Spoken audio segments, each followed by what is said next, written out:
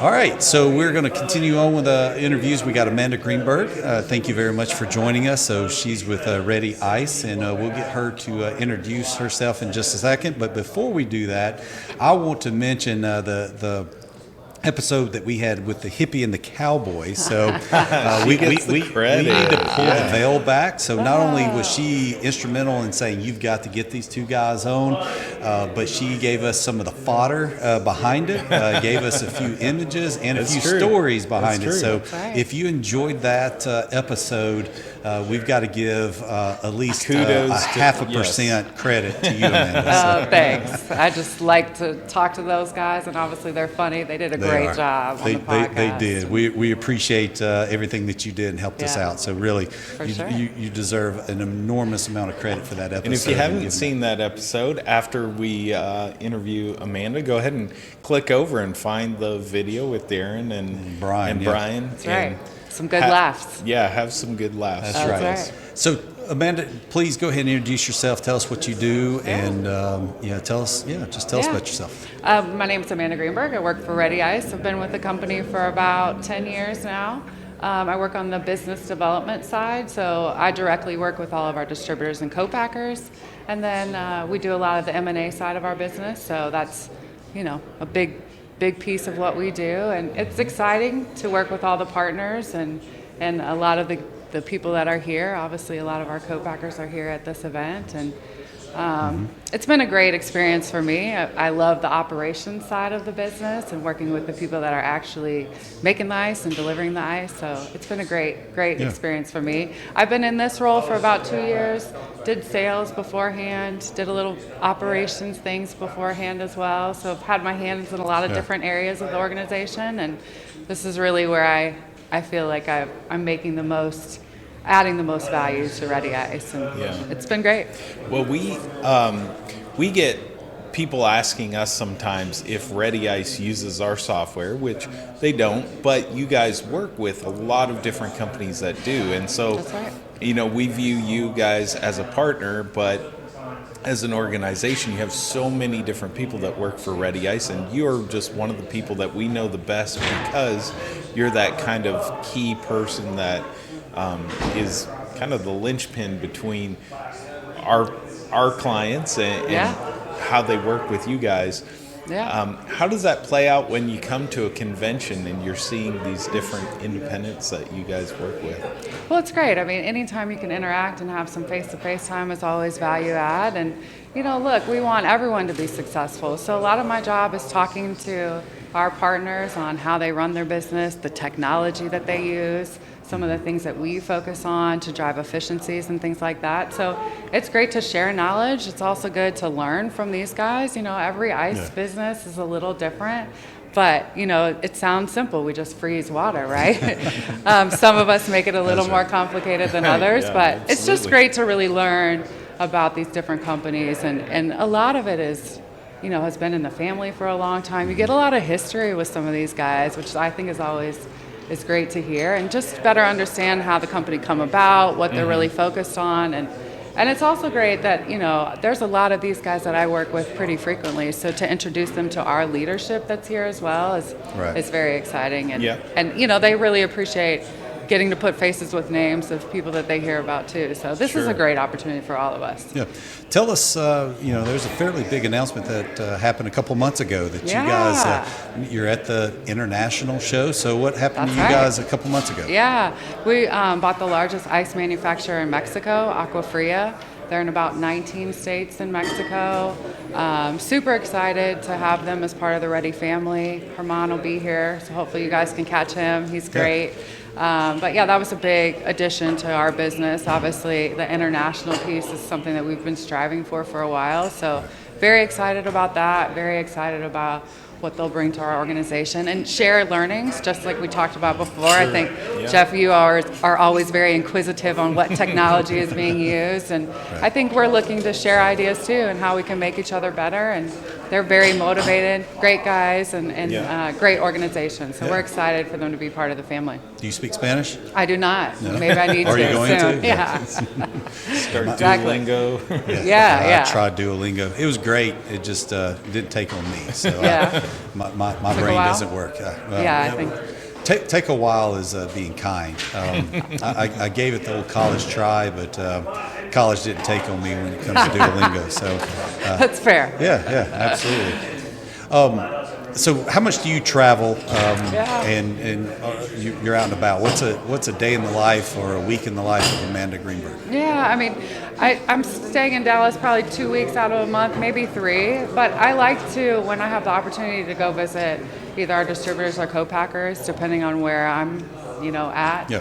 I'm always reaching out and trying to see the co-packers' locations. It's important, again, not only just to understand the business, but going to see the different plants, and obviously they're very Right. different. That also adds a lot of value to a relationship.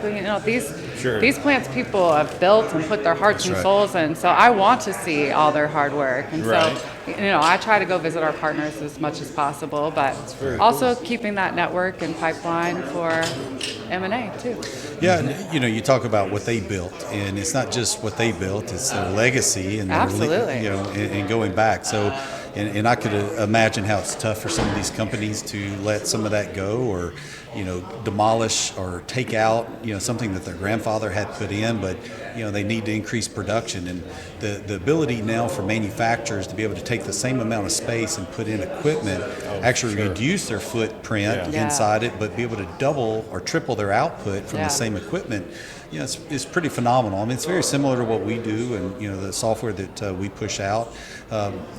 Being able to increase production with the same Yeah. resources, or maybe less resources that you Yeah. have available. So It's always that's great pretty to cool. come here too and see all the new technology. I mean, outside of RouteMan, but even like the manufacturing technology, the baggers, things like that. It's exciting to see how the industry is evolving, and even the conversations yesterday on electric vehicles and trucks and the evolution of that, and sustainability, all very common themes that we all are thinking about. So it's great to have these conversations with different companies and how they've approached some of those challenges, or some things that, learnings of what they've done great. And again, it's great to hear those stories and share some of our experiences too. Well, on the when we were talking with Santiago from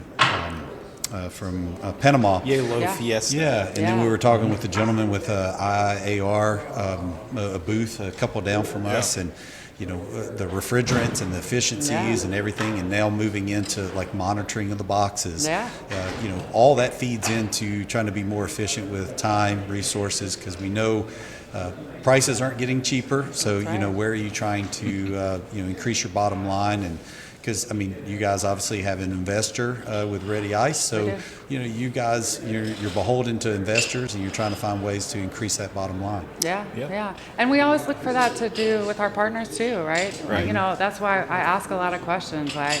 I suggest looking into different things, because I always want them to be aware of some of the latest and greatest. Because unfortunately, if you don't attend these events and really stay connected to the IPIA, you miss a lot of that benefit of what the IPIA provides. That's true. And it can be easy for the little guys, the independents, to feel like the larger ice companies are, it's somehow intimidating or whatever, but you guys are able to offer all kinds of advice and expertise, and do so very freely at these conventions. And, being a bystander, I really appreciate that about all of the larger companies, that even the larger independents will, put their arm around a new guy and kind of say, you can do this. Here's how you avoid these pitfalls. Here's how you can take your business to the next level. And people can work with folks like Ready Ice and learn a lot from them. So we've got a lot of good people with us too. Our VP of engineering is here, who's obviously excellent on the manufacturing side. We've got our sales folks here. We've got our CFO, our CEO. So we've got a lot of great people here and having a lot of great conversations. So it's good to get our leadership team to meet a lot of these folks too. Yeah, absolutely. So I have a true false. Okay. We haven't talked about icebreakers because everything is obviously very off the cuff here. So true or false, can you dunk a basketball? No, I cannot. Now, Even if we lowered the goal, how far would we have to lower the goal? For I you mean, to dunk? as long as we're on the toddler hoop, I think I can handle that one. Now, my daughter, on the other hand, she might be able to get you a couple Okay. times. All right, but- you're That's where the picking up what questions I'm come dropping. Yeah. so Okay. that's right. She plays college basketball. She's 6'2". She plays the post, so she's University getting of close. Illinois, right? Illinois Springfield. Oh, Yeah. Illinois yeah. Springfield. Very Okay. cool. But yeah, she's doing her thing. So Yeah, it's that's always great awesome. to see. And yeah, that's what I do a lot in my free time is watch girls basketball. Right. Which is I'm excited to see how that has evolved too. Just women's Sure. sports in general. Sure, So, yeah. Yeah, I'm a absolutely. big fan. Did you play anything growing up? No, I swam. So I Okay. went to college on a swim scholarship That's actually. sports. Yeah. It's not playing, I guess, but No, Yeah, that was kind of our thing. I grew up in St. Louis. Swimming was just kind of my thing, and my daughter's just really tall, so basketball kind of made sense. And then she's done really well with it. So I'm not fearful Now of I'm- many things. Like I'll jump out of plane if I could, but swimming, I don't like the idea of ever drowning and swimming and trying to come up for breath. I've never more scared of mastered that. swimming so- than jumping out of a plane. Oh heck yeah! I'd rather jump out of a plane than. well, that's why you learn to swim, so then you don't have to be worried that you're Yeah, going maybe to so. drown. No, don't get me wrong. I can swim. Okay, podcast. I can swim. There's been I'm a just whole saying- lot of talk of surfing on Well, this right. podcast. Yeah. and- My thing is in athletic where you're trying to breathe and perform, and if you breathe at the wrong time, that's bad. Yeah. When you're swimming. So I've just known you for a while, and I feel like if I knew that, I would remember it. So Yeah, well. learned something new today. He'd Well, you rather want jump to scare out them. of a Yeah, plane. throw them in some water. I'd much rather do that. So. Well, do you have any other questions for them? I don't. Not, Do you have any questions for us? No, top but of I my want to give head. you guys a shout out. I totally appreciate the podcast that you do for the ice industry. It's not only great, but it's entertaining. I like the diversity of your guests, and I think you guys are doing a great thing. So keep it up, and We appreciate that. let Thank me you know very if much. you want me to be on any longer. Yeah. Yeah, absolutely.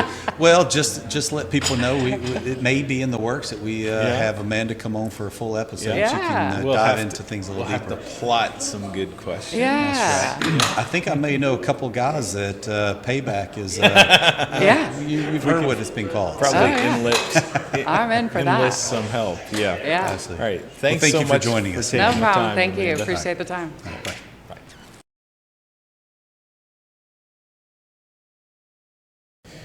All right, we're here with our next guest. Tim Bose is joining us. And Tim, I'm going to let you introduce yourself a little bit in a second. I'm just going to mention I was brand new to the ice industry scene not too long ago, and going to some of the early conventions. It was Tim was one of the first ones that was very friendly the first time I was out there, just kind of meeting a whole bunch of people for the first time. Do And, you look like a lost puppy?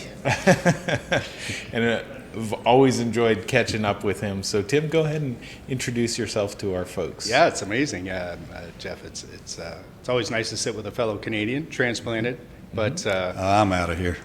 see, we got yeah. you. But you guys got, outnumbered. I'm the one here that has the accent now. That's the funny part. So yeah, Hey. no, so exactly, yeah. So like I said, or like Jeff said, I'm Tim Boss. I'm with BW Flexible Systems and representing the CIMAC brand, the palletizing of the BW Flexible. So yeah, pretty excited to be here. Been in the industry for about 6 years now, and it's just an exciting time. There's so much opportunity and things that can be done. So yeah. Yeah. Well, how have you thought the conference has gone thus far? Yeah, I think if I look back, this is the sixth one that I've done so far, and by far this one here has gotten us the most traction. Yeah. Real good. tangible. Hey, come out and see. Do you mind if I come out and see? And absolute, yeah, come on out and Yeah. let's talk about it. So yeah, no, it's been great. I don't have an accent, do I? Nobody do I does have to themselves. So you mentioned you're Canadian, but you guys are based out of Minneapolis. Yeah. Is what I'm seeing. So Yes. kind of speak to that. Sure. Your footprint. Sure. So it's actually a company that's based out of, like you said, Minneapolis, Brooklyn Park, Minneapolis, for the flexible packaging side of things, with divisions all over the world. So there's about 100. I believe there's 130 different companies under our umbrella.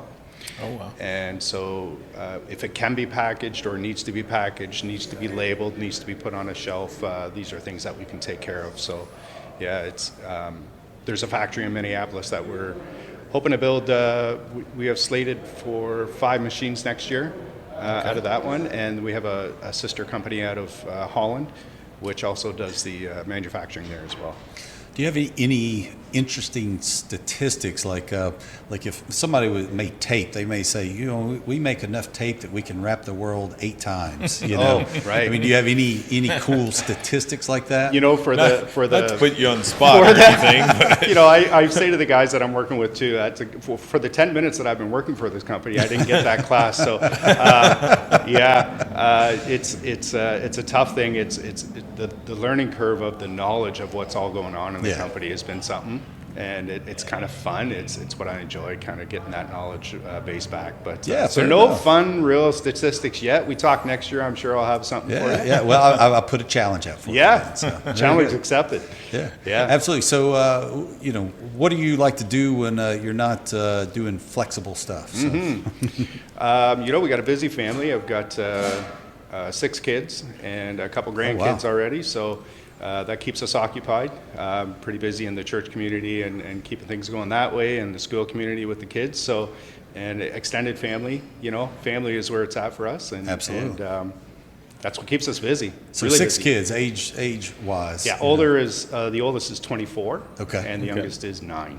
Okay. Yeah, everything in between. You look pretty young to be a grandpa. So how old are the grandchildren? One is going to be 2. The oldest is going to be 2 in December. Okay.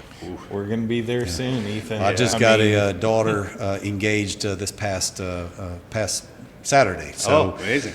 So there's still going to be hopefully a few years before marriage and then grandkids. But I do look forward to it. So is it everything that you'd hope, spoiling the kids, but then send the crying baby home?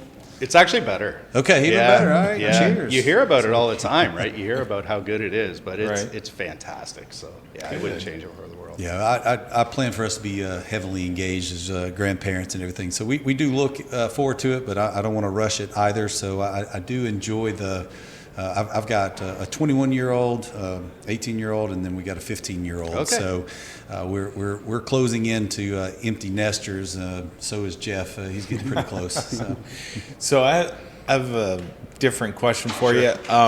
Thinking back to your first ICE convention that you ever went to, was it an IPIA, and if so, which one, or was it a regional ICE convention? You said I put him on the spot. Look what you're doing.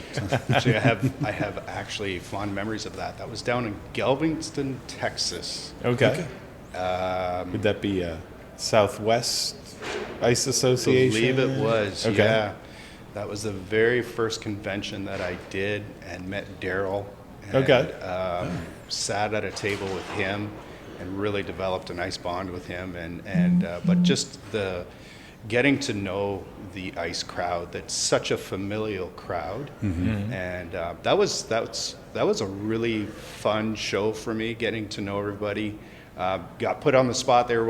Didn't realize we had to get up to the mic and actually give a presentation. And of course, they called me up first. Okay. They called me up first. And I'm just let the new guy go first. Yeah, he has no idea what he's up for. Exactly. So that was quite memorable. For sure. I'm sure Daryl was just grinning. Oh, he thought it was amazing. Bill Bentley, he just thought it was the best. So, very nice. Yeah. What? As far as your travel, are you on the road a good bit? Or are you? Yeah, it works out to be about once every 6 weeks, but of course it's concentrated heavily during the winter time, right? So we deal a lot in the potato sector as well, and so ice and potatoes, as funny as it sounds, I was going to say, they actually line up as far as seasons go. Okay. So when it's warm out, the crops are getting planted, and nobody wants to talk to you, and that's when the ice industry starts firing up. Yeah. And you get into about this time of year, and everything is all the potatoes are in the quote unquote sheds. All right. And they start planning for the next year. Look, we have questions, and we always say propane and ice line up nicely with theirs. So now all you people out there listening to the podcast, get into potatoes. So apparently that's the way to rock. Well, I think you're saying that they you're saying actually the follow the seasons. same cycle. Yeah, the same where cycle. propane is the opposite, which Right. works hand Okay, in I'm glove. just going to leave again. Yeah. Okay, don't get into potatoes. Don't. My bad. So, Don't do potatoes. Don't trust them either. They got eyes in the back of their head. that's hey, dad joke day zero. He's on too. So Right? You're on he my has team. some dad jokes. All I'm a constant dad joke. So apparently that thing comes out now. It's like, hey, this many days since the last accident. You ever seen that? Oh, yeah. So apparently that's a thing now for us dads that I've got a days since t-shirt. last Yeah. a dad joke. Yes. Is, you're on day zero. Yeah, You reset. I'm So permanently on day zero. that's what I told look my for 'em. wife. Yeah, absolutely. yeah. If I don't get an eye roll from my kids every day, Well, 100%. You're not fail. doing your job. Yeah, if I hit one day since last, there's something wrong. Like Absolutely. I'm sick, or Right. or I just slept for 24 hours. yeah, Yeah, that's great. Well, we appreciate you joining us. I So, appreciate best the of luck. opportunity. Yeah, Thanks, Tim. fantastic, guys. All Good right, to see enjoy the y'all. conference. Cheers. All right. All right, bye.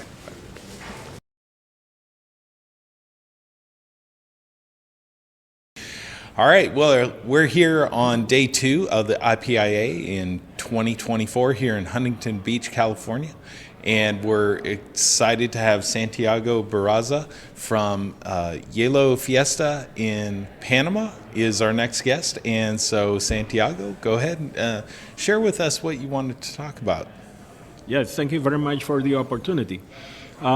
I'd like to talk about our policies at Yellow Fiesta in Panama City, Republic of Panama, on our commitment with the environment and sustainability. What we're doing right now to reduce our carbon footprint on the world. Mainly, our ice production is manufactured with 100% ammonia refrigeration, which is all natural gas. It does not harm the ozone layer. It's 30% more efficient than other refrigerants, thus you are consuming less energy, less electricity by using ammonia refrigeration. We're also purchasing our energy from a generator which is mainly from renewable sources such as wind, solar, and hydroelectric. And if they cannot produce with that, they would go to liquefied natural gas to produce the energy. So we're also buying energy from all natural resources to produce our ice at the main plant in Panama City, Panama.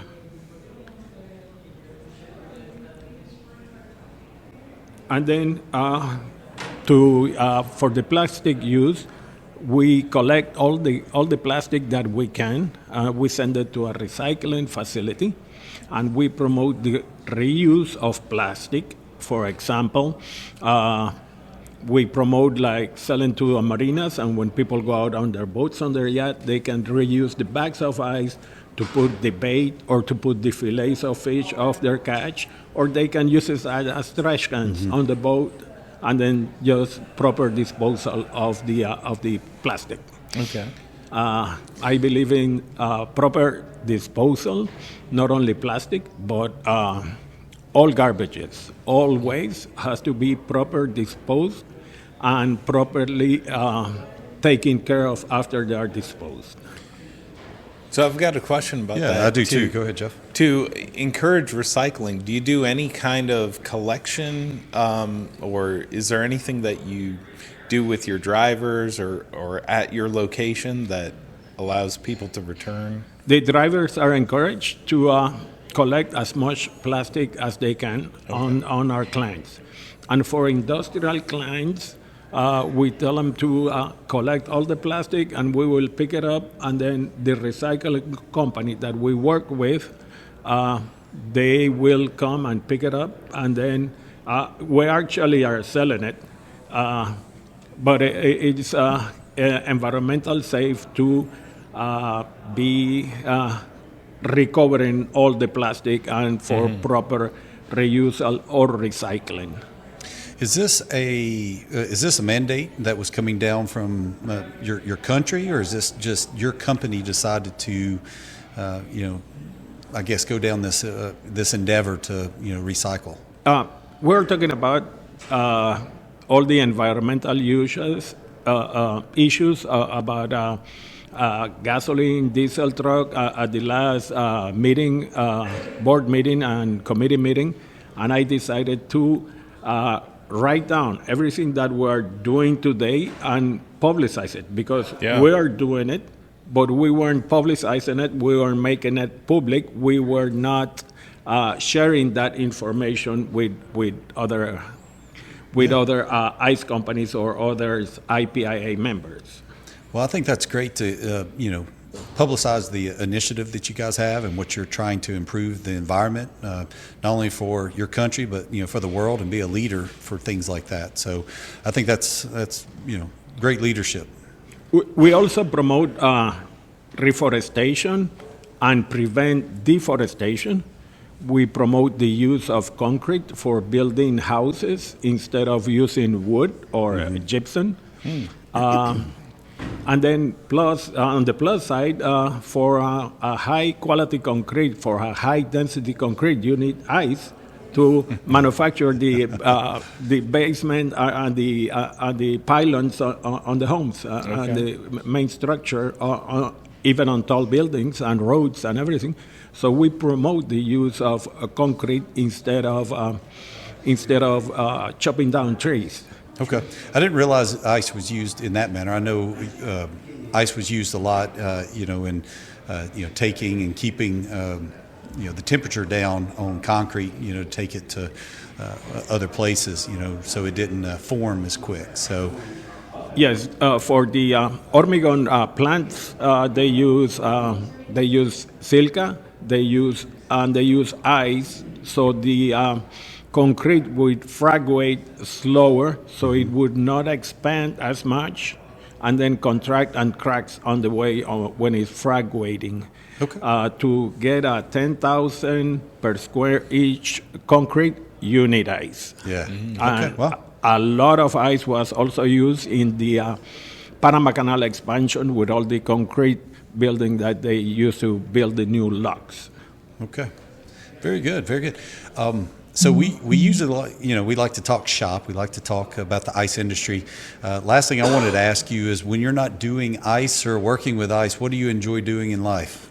We have a small shack at a beach house that we go there every weekend. Okay. And then Ricardo, my son that's taping this, he got Ricardo. a brand new smoker, and then last weekend we made a 12-hour brisket. Oh, there we go. Now we're talking. So, who's the better? Is he the better smoker? Or Yeah, he's a better smoker. I Okay.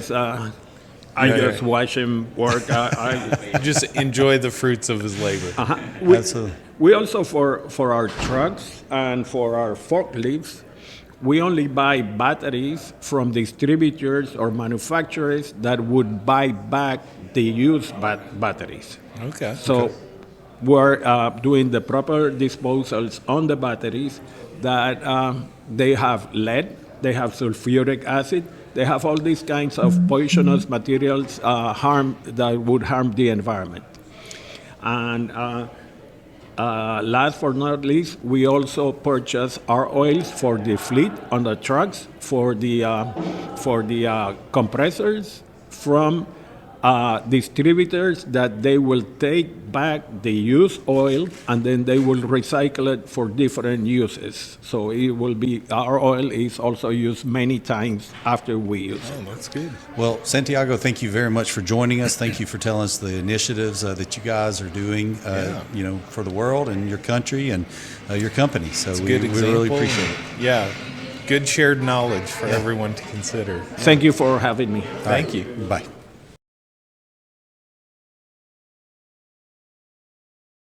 Alrighty, we are honored to have Karen Farrington with us, and we know you're the busiest person here at the show. So my first question to you would be, is the pressure cooker, does it increase, or is it more linear, or does it you feel any relief valve at all, or are you just under the gun the whole time?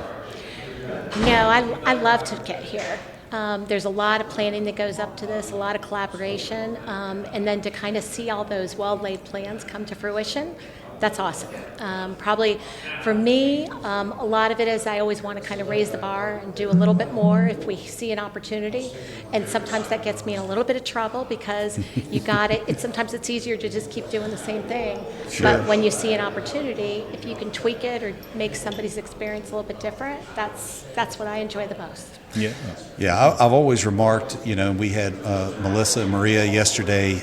You guys always are so accommodating and got a smile on your face. You guys do a great job top to bottom. And your husband is here as well. I got to talk with him some yesterday. And him coming by, you wouldn't realize that he's not a full-time guy with you, with the organization. So just everybody from top to bottom, you guys make it very inviting.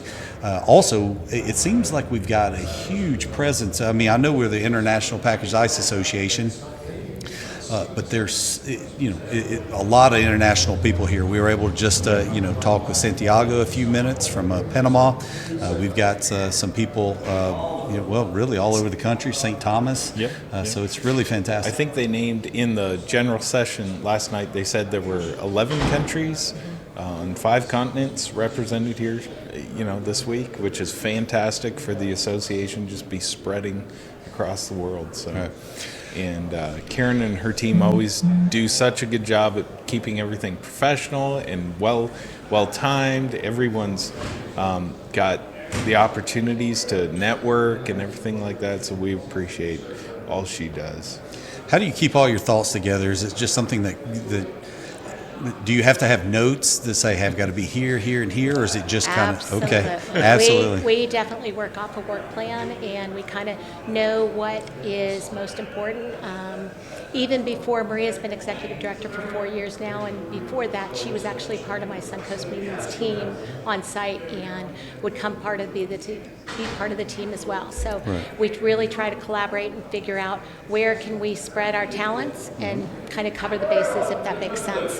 Because there's a lot of different pieces, especially with this convention. We have everything from the sessions, the exhibit hall, but we also have a golf tournament. We have a ladies event. This morning they went over and did a beach walk and then got a presentation from some of Huntington Beach's finest in terms of some lifeguards that went over some of the things that they do in the area of drowning prevention and just kind of keeping the beaches safe. So there's a lot of different pieces to all those different things, and so we try to spread that out, but ultimately, it has to start somewhere. And that's where I work very closely with Maria and Melissa to lay the plan, and then we all execute together on site. Yeah, all the details that goes into it. Obviously people come, they see the venue, they see the food out, but it's all the little details behind the scenes and making sure that everything's going well. It's like, no, we need to have it over there. So you guys do a great job. It always just comes off to me flawlessly. So, thank you. And really, I did realize what you were asking before in terms of we have a lot of international people, more than we have had in the past. And the other thing we're seeing a lot of is first-timers, over 100 first-timers. So right now we are we're around 370, 75 people, and 100 of those people have never been to an IPIA convention. Yeah. I think the perception is that, it's kind of a lot of long-range relationships, and there's not as many new people, but there really is. And I think that's one of the things that from the outreach in the office with the Brazil's chapter, with some of the different, with the international events and different things like that, I think it's made a big difference. And right now IPIA is pretty popular. We talked about the good thing. outreach committee, and you guys got a rock star over here in Jeff, so he's a part of that. So. I enjoy being part of it. I like being included in the industry, even though I'm not an ice man. I try to be a nice man. But dad joke, day zero. This is completely unscripted. You got to come up with something. That's right. Absolutely. So, the things that we like to do with the podcast is, we talk shop, but what do you do when you're not, IPIA and planning for the next years? What do you enjoy doing? I think for me, probably live music. I love live music. I love listening to music. My husband and I go to a lot of different concerts and things like that. And then also I would say family and friends. We tend to spend a lot of time doing those type of things. And for the most part, that's where, since I travel still about 30% of the time, so IPIA is one client of mine, but there are others. And so that keeps me pretty busy. But really for me, it's about kind of being in the moment, getting to travel to some cool places, and trying to just kind of take a breath. So sometimes when I'm home, I just kind of want to relax and stay at home or go to the beach. That's my favorite, since I'm based out of Tampa Bay. And you'd mentioned before St. Thomas. I was raised in the Virgin Islands. Oh, were you? Okay. So it was really exciting to meet the two people that were here, and one of them actually knew my father. I lived there for 21 cool. years, and so How it was cool really is neat that? because there's not as much ice in the Virgin Islands, and so those type of connections are always really cool. So. Yeah, well, I'll ask you a loaded question, but then I'll answer it so you don't have to. But, which is your favorite industry? But we know it's the ice industry that you serve and the conventions, clearly. So we know that for sure. So when you're not traveling, or do you and Doug, do you typically leave all your traveling to the different events, or do you guys go and travel other places? We do travel outside quite a of- bit. Okay. We have a retreat house in Pennsylvania. We love to go up there, and different friends over the years. And so we whether it's family, friends, whatever that might be, we try to take at least a couple trips a year that are not necessarily related to work. But even this year, I was in Lake Tahoe not long ago. I was in Providence, Rhode Island. We got to be part of a really cool festival there, the Water Fire Festival, and just different things. So we try to take that time when we can. Yeah. That's one of our favorites. Yeah, absolutely. Very cool. Well, we thank you so much, Karen. We know that you're busy. We're glad that we got to steal you away for a few minutes. Is there anything else that you'd like to share with? And I do have anyone one more watching? question. But Oh, please, he's you got go one more first, question. yeah. I just wanted to give you an opportunity to speak to anything else that we hadn't talked about. That No, I think that the thing for me with this convention and this group, it's just really, it's about the connections that when people come here, we can really make a difference for people. And that's what I love the most, is when someone's trying to meet someone else, or someone's trying to find a new supplier for this, or whatever it is. I think that's probably the thing that makes me the happiest, is when I can connect people. So for me, it's been over 20 years with IPIA from when I started working with them, and it was my first large client, and it's still my largest client. Oh, cool. Fantastic. Yeah. Another reason we're a favorite. Amanda, you can come on through. This is live. It's all right. We'll have this in the podcast. We'll see her in a few minutes. So, what I wanted to ask you was, obviously we're going to be in Nashville next year, the grand event. If there's somebody watching that have been on the fence, obviously Broadway, is there anything, what would you like to tell somebody that why Nashville and the grand event would be, even if it's your first one, why you should come to that, or if you haven't been in a while, why should they come to this one? Yeah, I think for what's neat about Nashville is because it is really a joint effort together with the regionals. We are incorporating some of the regionals, the Southern Ice Exchange, as well as the Northeastern, as well as the Great Lakes, and some of the other ones. We'll have quite a few of us all under one umbrella, if you want to call it. Yeah. And that's going to be a great feeling for everybody coming in, and we're really trying to kind of look outside the box a little bit. It's going to be one additional day, so there'll be a little bit more time for downtime. Many people ask for that.